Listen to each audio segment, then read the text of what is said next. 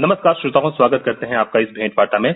Corona warriors श्रृंखला के तहत इस भेंट वार्ता में एक कड़ी आज और जुड़ गई है और हम बता दें कि आज हम जिस विषय पर बात करने जा रहे हैं बहुत प्रासंगिक विषय है और खासकर कोरोना के बाद इसकी बहुत चर्चा हो रही है और कहीं ना कहीं लोगों में इसका एक डर भी है। और इसी डर को तोड़ने के लिए सबसे जो मुफीद व्यक्ति हो सकते हैं, शख्सियत हो सकते हैं, वो आज हमारे साथ जुड़े हुए हैं। आप हैं डॉक्टर एस.के. पिप्पल, अधीक्षक बुंदेलखंड शासकीय मेडिकल कॉलेज और साथ ही साथ आप नाक कान गला रोग विभाग के विभागाध्यक्ष भी हैं। डॉक्टर साहब, आपका इस भेंट वार्ता से जुड़ने के लिए बहुत बहुत धन्यवाद। हाँ, नमस्कार दीपक जी और आकाशवाणी के सभी श्रोताओं को मेरा नमस्कार और अभिनंदन। जी डॉक्टर साहब, जैसा कि हमने अपने चर्चा के आरंभ में कहा कि कोरोना वायरस के बाद काले फफूंद की बहुत चर्चा हो रही है, जिसे म्यूकोरमाइकोसिस बोलते हैं, लेकिन आम बोलचाल में इसे ब्लैक फंगस भी बोलते हैं, काले फफूंद के रूप में भी जानते हैं। तो सबसे पहले अपने श्रोताओं की जानकारी के लिए मैं आपसे जानना चाहूंगा कि ब्लैक फंगस की समस्या क्या है और ये बीमारी क्या है और इसको लेकर के हमारी तैयारी क्या है, क्या बताना चाहेंगे हमारे श्रोताओं को आप? हाँ दीपक जी, मैं बस आपको ये बताना चाहूंगा कि जो ब्लैक फंगस है या इसे काली फफूंद अपन सामान्यतः जो बोलचाल की भाषा में बोलते हैं, ये एक प्रकार का फफूंद है। फफूंद से मेरे ख्याल से सामान्यतः सभी लोग परिचित होते हैं। ये स्पेशली बरसात के मौसम में और जहाँ ह्यूमिडिटी ज्यादा होती है, आर्द्रता ज्यादा होती है, जैसे रेनी सीजन है, इस समय फंगस आ जाता है। जैसे अपने चमड़े के कोई भी आर्टिकल हो, जूते हों, चप्पलें हों, उसके ऊपर फफूंद जम जाता है। तो ये उसी तरह का एक फफूंद है। बट ये फफूंद जो होता है सामान्यतः पूरे एनवायरनमेंट में रहता है चारों तरफ, बट सामान्यतः मनुष्य को प्रभावित नहीं करता है। बट यदि मनुष्य की किसी तरह से दुर्बलता है, माने उसकी इम्यूनिटी लो हो रही है, तो माने मेन कारण ये है कि नॉर्मली हम उससे फफूंद को अपने शरीर के ऊपर जो है नहीं आने देते, रोकने में सक्षम होते हैं। बट यदि हम किसी बीमारी से पीड़ित हैं, जैसे कि आप जो है अनकंट्रोल डायबिटीज और जो है उसको सीवियर बर्न, जलने की बीमारी हो गई हो, या कैंसर रोग से ग्रसित हो, या जो है रीनल डिसीज से जो अपने किडनी की डिसीजेज होती हैं, या जो कैंसर के पेशेंट होते हैं, या जो लॉन्ग टर्म स्टेरॉइड पे जो रहते हैं, जो ऐसी दवाइयां जो प्रति क्षमता, रोग से लड़ने की प्रति क्षमता को कम करती हैं, उसमें ये होने के चांसेस ज्यादा होते हैं। तो ये जो इसको सामान्यतः म्यूकोरमाइकोसिस कहते हैं, पूर्व में इसको जाइगोमाइकोसिस कहते थे। तो ये एक प्रकार का फंगस है। तो ये काला फंगस है, इसमें कई तरह के होते हैं, सफेद भी होता है, जैसे ओरल कैंडिडियासिस हम कहते हैं। ये मुंह में सामान्यतः डायबिटिक मरीजों की या जिनके कैंसर रोग से पीड़ित हैं, ब्लड कैंसर से पीड़ित हैं, उनमें ज्यादा होता है। जी, ब्लैक फंगस के बारे में आपने बहुत विस्तार से बताया और ये भी बताया कि ये जो फंगस है खासकर जहां आर्द्रता ज्यादा होती है वहां पनपता है। इसका मतलब ये हुआ कि ये फंगस हमारे वातावरण में, हमारे एनवायरनमेंट में बहुत पहले से ही मौजूद है, बट अभी फर्क ये है कि सभी व्यक्ति के अंदर दुर्बलता होती है, रोग प्रतिरोधक क्षमता उसकी कम होती है, तो ये उसके ऊपर ज्यादा आक्रमण करता है, खतरनाक हो जाता है। बिल्कुल सही कहा आपने, बिल्कुल कहा। तो ये जो है ब्लैक फंगस है, इसको अपन जो है एक प्रकार का फंगस ही है। तो जैसा मैंने बताया कि ये इम्यूनो कॉम्प्रोमाइज्ड जो पेशेंट होते हैं, मतलब जैसे बहुत लंबे समय से स्टेरॉइड ले रहा है, ब्रोंकियल अस्थमा का पेशेंट है, कैंसर के पेशेंट है, इनमें होता है। तो ये सामान्यतः दो प्रकार का होता है। और जैसे यूजुअली जो होने का जो है, या तो मुंह में होगा, सामान्यतः मुंह के अंदर सफेद सफेद फफूंद सा जम जाता है, इसे ओरल कैंडिडियासिस कहते हैं। दूसरा होता है जो नाक में जाता है, नाक से अपन सांस लेते हैं, और जिसमें से जो है फंगस, यहाँ पे आर्द्रता वैसे ही नाक में ज्यादा रहती है, तो सबसे आइडियल रहता है मुंह और नाक।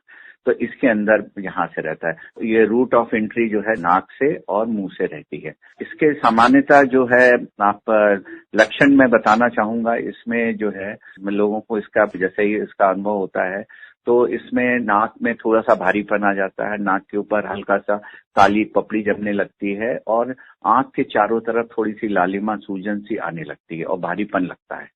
तो ये एक बार फैलने के बाद नाक के अंदर, ये एक तो दो तरह का होता है। एक होता है कि जो सुपरफिशियल रहता है, उसे हम कहते हैं सामान्यतः ऊपर ही ऊपर रहता है फंगस, और नाक के अंदर बॉल के रूप में बन जाता है, गोले को छोटे छोटे बन जाते हैं। वो ज्यादा बहुत डेंजरस नहीं होता है। और एक होता है इन्वेजिव टाइप का, जो टिश्यू के अंदर, जो शरीर के जो मांस होता है उसके अंदर घुस जाता है और उससे अंदर जाके पूरे आसपास के एरिया को पूरा डिस्ट्रॉय करने लगता है, माने नेक्रोस कर देता है, उतना हिस्सा शरीर का खत्म हो जाता है, इसे नेक्रोसिस कहते हैं।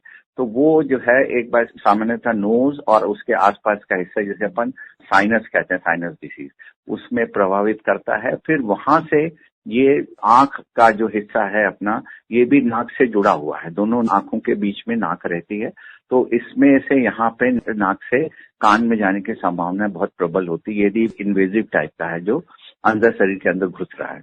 फिर इसमें जो इसके लक्षण प्रमुख होते हैं कि आंखों की चारों तरफ लालिमा आ जाती है, आंखों में दर्द होता है, कम दिखाई देने लगता है, और जो है हेडेक होने लगता है, और हिस्ट्री ऑफ फीवर होगी, या एक तरफ से यदि चेहरा प्रभावित कर रहा है तो उसमें एक साइड में फेशियल पेन होने लगेगा, और नाक एकदम आपकी ठसी ठसी सी लगेगी, और कई बार यदि सीवियर, यदि ज्यादा गंभीरता बढ़ रही है तो नाक से ब्लडी काला और ब्लड मिक्स डिस्चार्ज नाक से आने लगता है।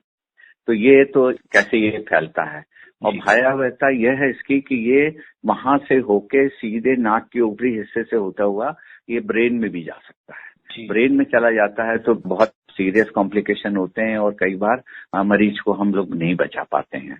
तो ये इसकी इसमें कई बार जो अभी खबरों में भी सुनने में आ रहा है, आंख में भी बहुत ज्यादा ये प्रभाव डालता है, और आंखों को कई बार निकालने की नौबत आ जाती है। तो एक तो आंखों के बारे में जानना चाहूंगा, पहली चीज। दूसरी चीज ये कि किस स्तर पे यदि मरीज भांप जाए कि कहीं न कहीं वो फंगस का, ब्लैक फंगस का, काले फफूंद का शिकार हो रहा है, और प्रारंभिक अवस्था में ही वो डॉक्टर से संपर्क करे, ताकि जो भी कॉम्प्लिकेशंस या जटिलता आने वाली है उसे बचाया जा सके और मरीज की जान को भी बचाया जा सके। बिल्कुल, आपने बहुत अच्छा प्रश्न किया है।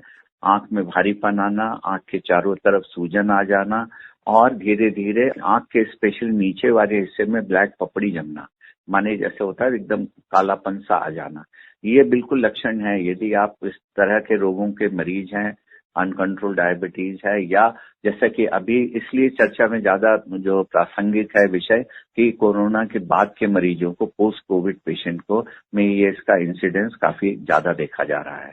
स्टेरॉइड के ज्यादा इस्तेमाल से अपने शरीर की क्षमता एकदम कम हो जाती है, इसीलिए सामान्यतः अभी देखा जा रहा है पूरे, मेरे ख्याल से सागर संभाग और पूरे प्रदेश, और एवं मैं कहूंगा कि पूरे देश में जो है फंगल का इन्फेक्शन रेट हर जगह बढ़ा हुआ है।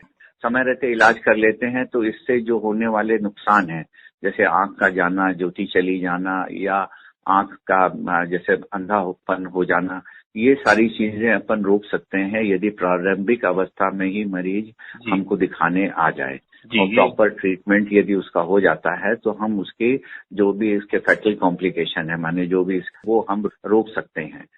अगर प्रारंभिक अवस्था में इसका उपचार किया जाए तो इसके जितने भी घातक दुष्परिणाम हैं उसे बचाया जा सकता है। इसलिए जो भी बातें, जो भी एहतियात, जो भी लक्षण डॉक्टर साहब द्वारा बताया गया, उस पर ध्यान दिया जाना बहुत आवश्यक है, और यदि उस पर अमल कर लिया गया तो ब्लैक फंगस की समस्या को हम काफी हद तक रोक सकते हैं, काबू कर सकते हैं। एक चीज और मैं बताना चाह रहा था कि ये केवल मुंह और नाक और आंखों को ही प्रभावित नहीं करता है, इसके जो है ये फंगस आपका सीने में भी जा सकता है, नाक के थ्रू होते हुए सिक्रीशंस जाते हैं, तो यदि लंग्स में चला गया तो शॉर्टनेस ऑफ ब्रेथ, जिसे अपन कहते हैं सांस लेने में तकलीफ वगैरह होगी, खांसी आएगी, सीवियर फीवर आएगा, लंबे समय तक फीवर रहेगा और खांसी आएगी, और चेस्ट पेन भी होता है। तो ये शरीर के ऑलमोस्ट काफी हिस्सों को ये प्रभावित करता है।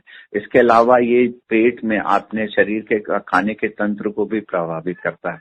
इसमें लोगों को नौशिया, वॉमिटिंग, मतलब उल्टी जैसा लगेगा, और उल्टियां भी होंगी, खून की उल्टी होगी, स्पेशली यदि कोरोना के बाद में हो रहा है और इस तरह के यदि सिम्टम्स आ रहे हैं, खूनी उल्टी हो रही है, तो आप समझ लें कि ये इससे ब्लैक फंगस का असर पेट में भी आ रहा है।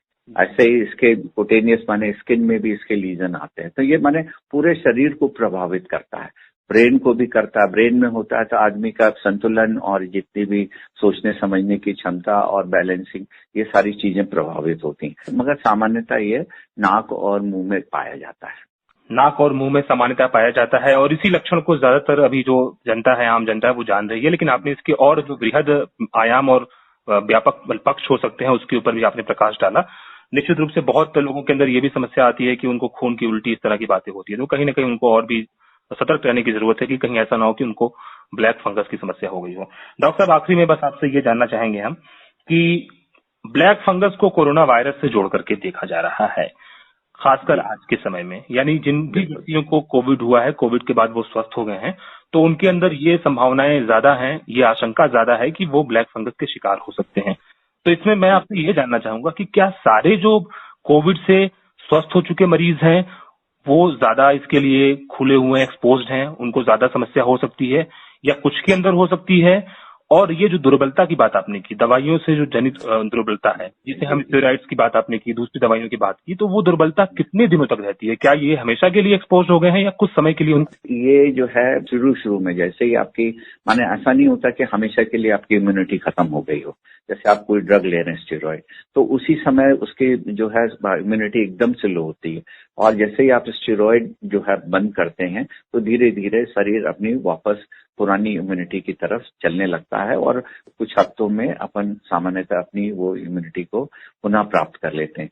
तो इसीलिए अभी तक आपने देखा होगा कि सारी जगह ये भी हो रहा है कि स्टेरॉइड का एक्सेस इस्तेमाल नहीं होना चाहिए। बट क्या हो रहा है कि देखिए, अभी जो लाइन ऑफ ट्रीटमेंट है, इसमें मरीज के जान बचाने के लिए मरीज के हित में ही इसका इस्तेमाल कर रहे हैं, और किया जाना चाहिए। ऐसा भी नहीं कह रहा हूं कि नहीं करें, क्योंकि life is more important then other thing, तो वो करते हैं। मगर जैसे ही इसका आवश्यकता ना हो, एक्सेस रूप में या अधिकता मात्रा में बिल्कुल नहीं देना चाहिए, और मरीज जैसे ठीक हो गया, डिस्चार्ज हो गया, स्टेरॉइड को एकदम कम कर देना चाहिए या खत्म कर देना चाहिए। यदि इसके बाद भी कुछ हफ्ते लगते हैं, ऐसा नहीं कि तुरंत आपकी इम्यूनिटी वापस आ जाती है।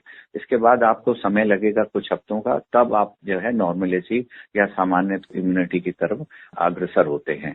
मेन तो यही है। और उसके बाद जो है प्रॉपर गाइडेंस में, जैसे आपको जरा सा भी कोई आंखों में या आंखों के आसपास या नाक में, चेहरे पे आपको सूजन या मुंह में लगता है, कोई भी तरह की हल्का सा भी आपको यदि उसका प्रभाव दिखता है या शिकायत ऐसी आशंका होती है, तो आप जाके बिल्कुल बीएमसी बुंदेलखंड मेडिकल कॉलेज में आप आके नाक कान गले विभाग में, आंखों के विभाग में आप आके दिखा सकते हैं।